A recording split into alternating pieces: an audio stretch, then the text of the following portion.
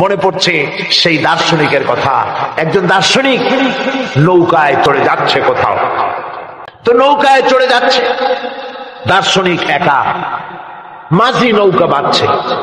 দার্শনিক মানুষ তো, মাথার মধ্যে দর্শন গিজগিজ গিজগিজ করছে, কথা বলার লোক পায় না। এখন মাঝির সাথেই কথা বলার সিদ্ধান্ত নিল। শেষ পর্যন্ত বলল, রে মাঝি, কত বছর নৌকা চালাও?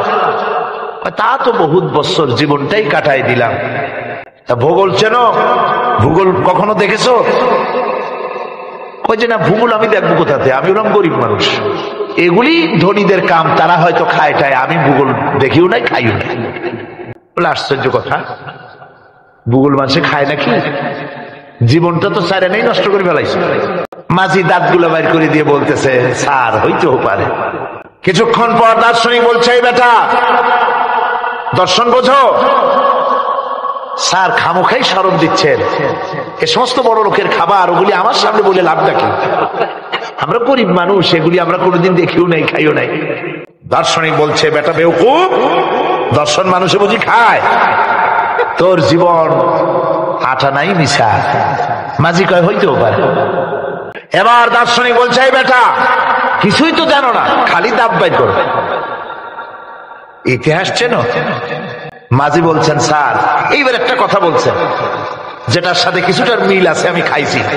সেটা হচ্ছে, বাপ গরিব ছিলেন, কিন্তু মাঝে মধ্যে শীতের মৌসুমে পাতিহাঁস জবাই করে আমরা খাইতাম,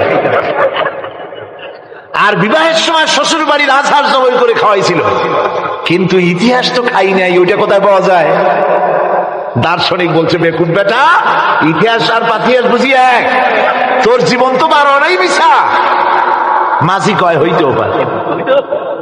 কিছুক্ষণ পর উত্তর দিকে কালো মেঘ উঠেছে, আকাশ থমথমে ভাব, নদীর ভিতরে তুফান সৃষ্টি হয়েছে। মাঝি বলছে, স্যার সাঁতার জানেন? কয় যে না মাঝি, সাঁতার তো জানি না। মাঝি কয়, স্যার ভূগোল, দর্শন, ইতিহাস 3 সাবজেক্টে আমার জীবন 12 আনা মিছা, এখন তো দেখি এক সাবজেক্টে 16 আনাই মিছা আপনার। আমার তো 4 আনা আছে, 12 আনা ফেল, 4 আনা তো আছে, ওই 4 আনা দিয়ে আমি সাতরাইয়া কেনারায় উঠে যাব, আর ইতিহাস দর্শন পাতিহাস খাইয়া ডুবে মরমিয়া।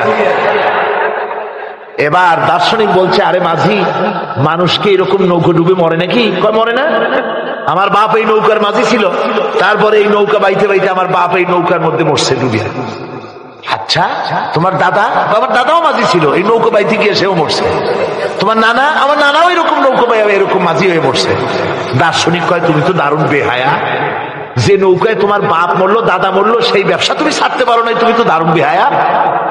মাঝিরও বুদ্ধি কম না। মাঝি কয় যে, স্যার আপনার বাপ জিন্দা আছেন? কয় না, মারা গেছেন। কোথায় মরছে? ঘরের মধ্যে খাটের উপরে চিত হইয়া আরামসে মারা গেছেন। আপনার দাদা? বলে তিনিও ঘরের মধ্যে বাস, ওইখানে ঘরের মধ্যেই মারা গেছেন, খাটের উপরে। আপনার নানা? উনিও ঘরের মধ্যে চিত হইয়া আরামসে মারা গেছেন। মাঝি কয় যে, আপনিও তো বেশরম কম না, যে ঘরের মধ্যে আপনার দাদা মরলো, নানা মরলো, গোষ্ঠী মরলো, সেই ঘরটা তো এখন আপনি সারতে পারেন নাই। এর দ্বারা মাঝি বুঝাইতে চাইল এই কথা, দার্শনিক সাহেব, মৃত্যুর জন্য সময় হলো আসল কথা। সময় যখন এসে যাবে, সে যে জায়গায় হোক, মৃত্যু তাকে ছাড়বে না। মৃত্যু যখন আসবে, জায়গায় পৌঁছতে হবে, আর সময় যখন আসবে, 1 মুহূর্ত আগে পিছু করা হবে না। মউত আসার সাথে সাথে আজরাইল তার সামনে এসে যাবে, 1 মুহূর্ত বাঁচতে পারবে না।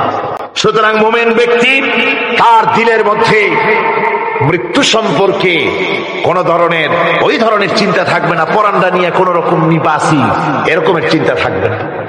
জীবন আল্লাহ দিয়েছেন, আল্লাহ নিবেন, সময় আসলে 1 মুহূর্ত দেরি করা হবে না।